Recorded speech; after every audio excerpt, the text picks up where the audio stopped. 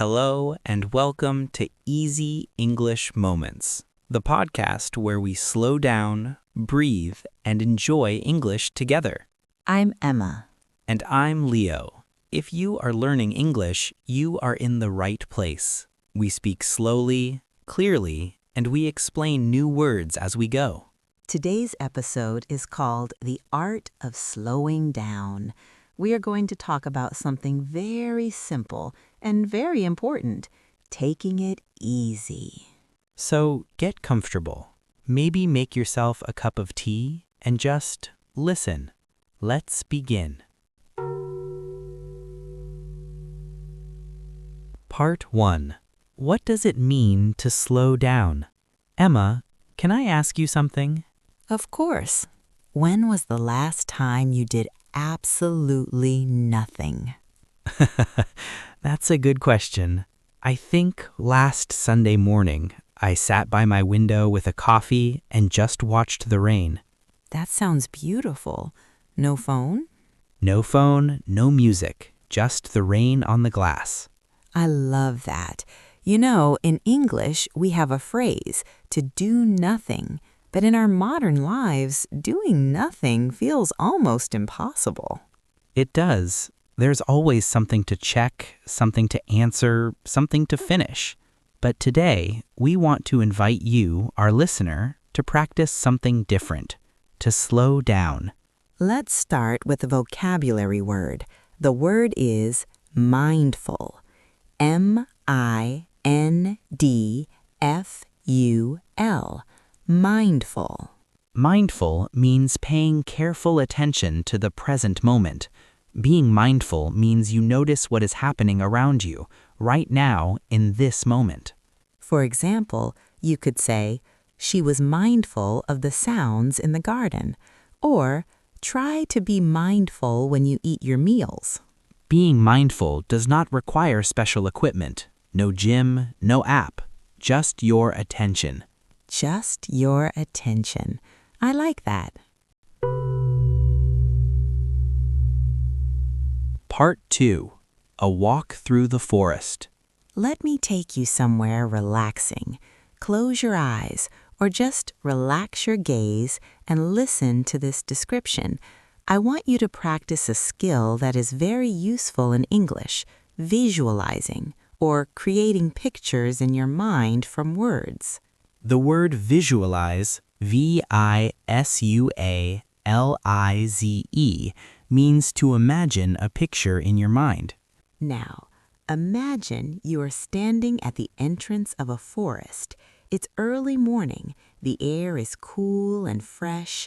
You can smell pine trees, that clean, sharp smell that wakes you up gently. You take your first step onto a dirt path. The ground is soft under your feet. Leaves and small branches crunch quietly as you walk. Above you, the trees are tall. Their branches reach out like the arms of old friends, creating a gentle roof of green. Small patches of sunlight fall through the leaves, spots of gold on the ground ahead of you. You hear a bird, then another. Their songs are light and cheerful. Somewhere nearby, water is moving, a small stream bubbling over stones. You are not in a hurry. There is nowhere to be. There is only this path, this forest, this moment. Take a slow breath in. And breathe out. How do you feel? We hope you feel a little bit more relaxed. That, my friends, is the power of language. Words can take you places. Part 3. Vocabulary for calm and comfort. Let's learn some beautiful English words, words that feel calm just to say them. These are wonderful words for writing in a journal, describing your feelings, or just enjoying the sound of English. Word number 1, serene. S-E-R-E-N-E, serene. Serene means perfectly calm and peaceful. You might say, the lake looked serene in the early morning light, or she had a serene expression on her face. Doesn't it just sound peaceful? Serene. It really does. Word number 2 is tranquil. Tranquil. Tranquil. Tranquil also means calm and quiet. It's a slightly more formal word. You might read it in a book or hear it in a nature documentary. For example, the village was small and tranquil. Word number 3, linger. Linger. Linger. Oh, I love this word. To linger means to stay somewhere a little longer than necessary because you are enjoying it. For example, she lingered over her morning coffee, or the smell of the flowers lingered in the room. Next time you're somewhere beautiful, linger there. Stay a little longer, and now you have the word for it. Exactly. Word number 4 is unwind. Unwind. Unwind. To unwind means to relax after a period of stress or activity. Think of it like a clock spring that's very tight and slowly you let it go loose. I like to unwind by reading before bed, or a quiet walk helps me unwind after work. Unwind, linger, tranquil, serene. Say them out loud if you can. They feel good in your mouth. Part 4. A short story. The Old Fisherman. Now it's story time. We have a short, simple story for you. Listen carefully. We will speak a little slowly. After the story, we will talk about it together. The story is called The Old Fisherman. Every morning, before the sun was fully awake, an old man walked down to the sea. He carried a fishing rod, a small bag of bread, and a thermos of hot tea. He did not go to the sea to catch fish, though sometimes he did.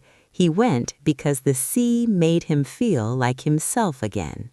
He would sit on the rocks, dip his line into the cold water, and wait. He was not impatient. He had learned, after many years, that waiting is not wasted time. Waiting is a kind of breathing. Some mornings, a young woman jogged past him on the path above. She moved quickly, earphones in, eyes forward. One morning, she stopped. "Don't you ever get bored?" she asked. The old man smiled without looking up. "Bored?" he said. "I am watching the light change on the water. I am listening to the waves. I am drinking my tea while it is still warm." He paused.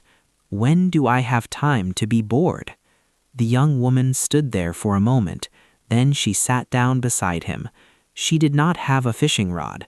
She did not have tea, but she stayed for a long time. And for the first time in months, she was not thinking about the next thing. She was just here.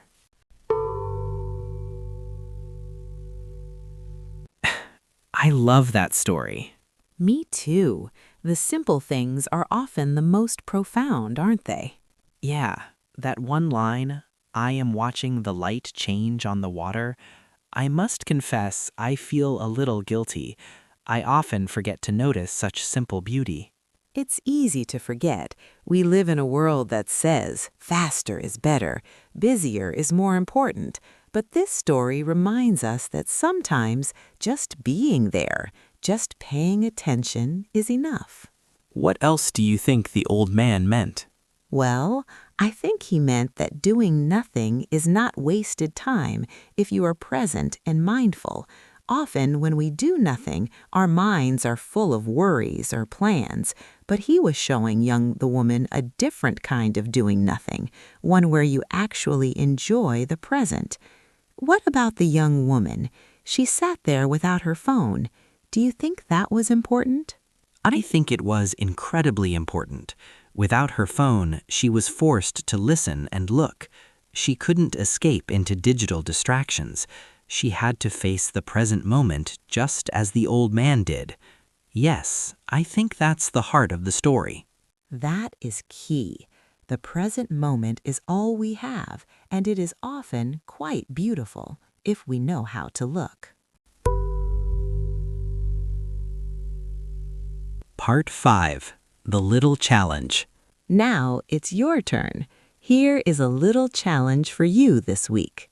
Here are 3 ideas. Pick one to try. Number 1. Find a quiet space and do absolutely nothing for 5 minutes. Just notice your breathing. No music, no phone, just you. Number 2, take a walk and notice the things you see.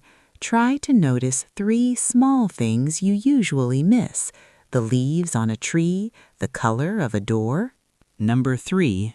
Try using one of the new words we learned today in a sentence. I love that story. Me too. So let's talk about it. The old man goes to the sea every morning. Why? Not to catch fish. He goes because it makes him feel like himself. What a beautiful phrase. To feel like yourself. It means to feel natural, calm, and comfortable. Not stressed, not performing, not rushing.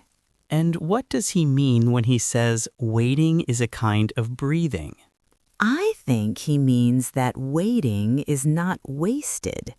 When we wait patiently, we give ourselves space. Just like breathing, we need to breathe out, not just breathe in. The young woman is always busy. She jogs, she wears earphones, she looks forward, never sideways.